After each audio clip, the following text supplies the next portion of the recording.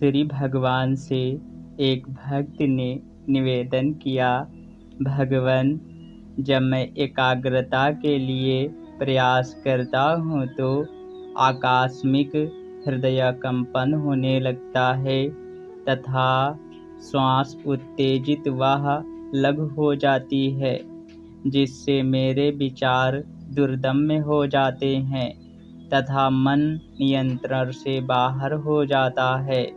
गहन मनोनिरोध के साथ छोटी तथा तेज चलने वाली सांसों की बाधा होते हुए भी मैंने एकाग्रता के लिए दृढ़ प्रयत्न किया तथा आंशिक सफलता मिली, किंतु मैं इससे संतुष्ट नहीं हूँ।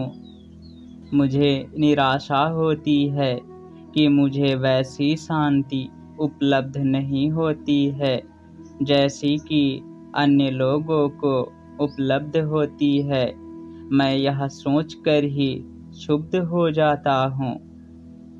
मैं एकाग्र नहीं हो पाया, यह विचार ही सबसे बड़ी बाधा है।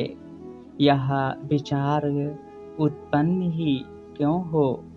भगवान, क्या चौबीसों घंटे विचार शून्य होकर रहा जा सकता है? क्या मुझे ध्यान से वंचित ही रहना पड़ेगा? घंटे क्या हैं? यह भी तो परिकल्पना है। तुम्हारा प्रत्येक प्रश्न विचार से ही प्रेरित है। तुम्हारा स्वभाव ही शांति एवं आनंद है। विचार ही साक्षात्कार के मार्ग में बाधक हैं। निधिध्यासन तथा ध्यान बाधाओं के निवारण हेतु होते हैं, न कि आत्मा की उपलब्धि करने हेतु। क्या आत्मा से कोई भी पृथक है? नहीं, आत्मा का सत्य स्वभाव ही शांति है। यदि शांति की उपलब्धि नहीं होती है तो उक्त अनुपलब्धि को एक विचार मात्र जानो, जो आत्मा के लिए विजातीय है।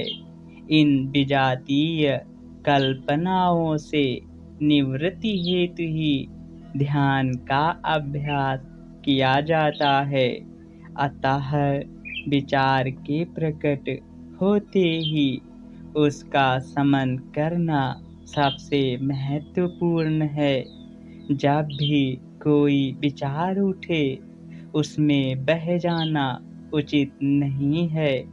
देह की चेतना तुम्हें तभी तक होती है जब तक तुम आत्मा को विस्मृत किए हुए हो।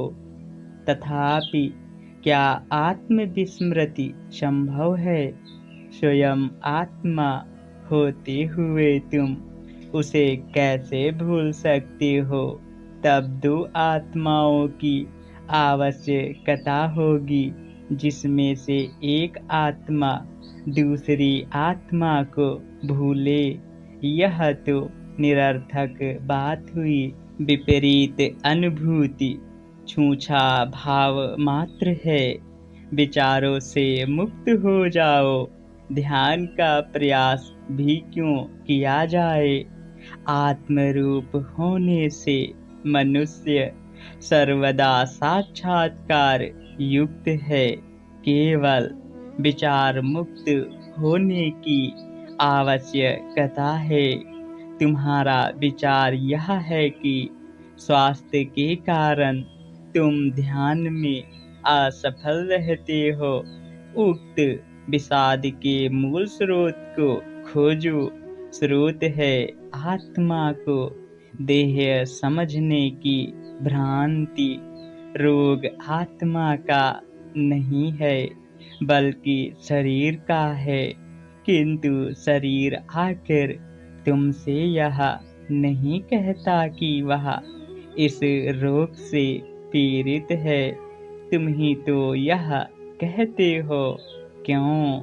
क्योंकि तुमने भ्रांतिवश अपने आप को देह मान लिया है। देह तो स्वयं ही विचार मात्र है। अपने वास्तविक स्वरूप में रहो। निराश होने का कोई कारण नहीं है। श्री भगवान द्वारा प्रस्तुत किया गया समाधान हमें दोबारा प्रश्न पूछने की स्थिति में ही नहीं छोड़ता।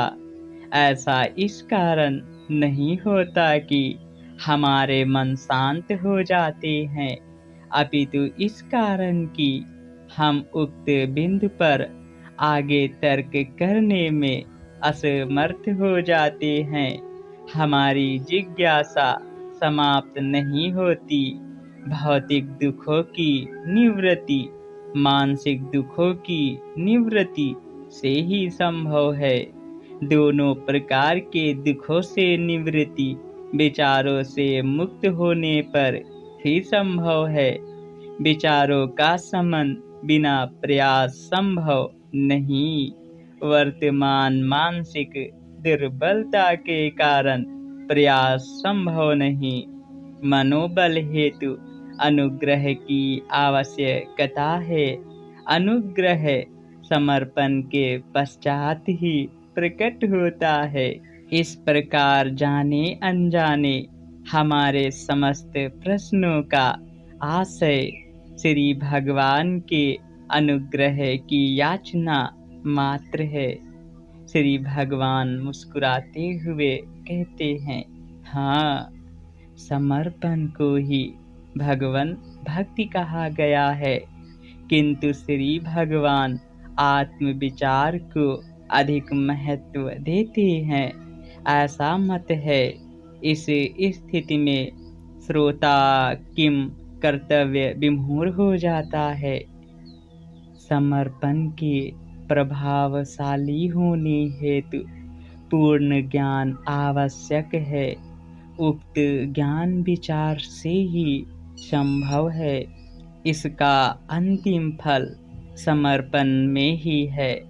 भगवान व्यक्ति रूप से आत्मा से अतीत होकर ही परमात्मा का ज्ञान प्राप्त होता है।